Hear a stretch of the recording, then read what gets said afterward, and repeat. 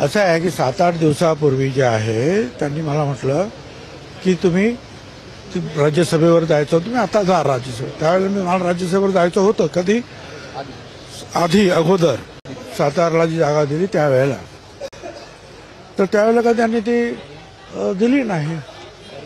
मला सांगितलं की नाही, तुम्हाला लढायला पाहिजे, तुमच्याशिवाय येवणार नाही, आणि तुम्ही लढायत असलात तर मग अधिक पार्टीला जोम येईल, जोमानं पार्टी आपली पुढे जाईल. म्हटलं ठीक आहे, मी लढलो आणि माझ्या मतदारसंघ जे आहे लासलगाव येवला, त्यातल्या लोकांच्या आशीर्वादाने मी चांगल्या मताने निवडून सुद्धा आलो.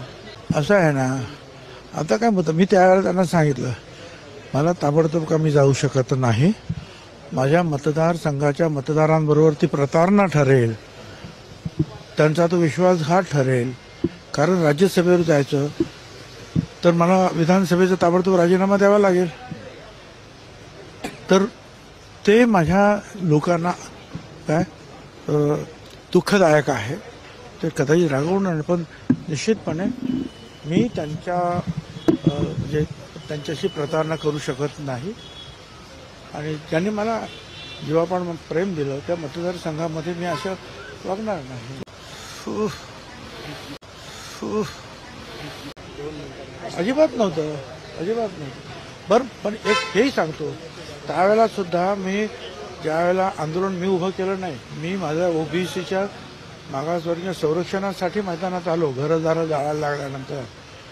आणि त्यावेळेला मी अगोदर राजीनामा दिला आणि सांगितलं हा राजीनामा घ्या, मी आता लढणार आहे. आणि मग जे कोणी चुकीचे असेल त्यांच्याविरुद्ध बोलणार आहे. त्यांनी सांगितलं की नाही, तुम्ही आता त्या राजीनाम्याबद्दल काही चर्चा करू नका. म्हणलं ठीक आहे.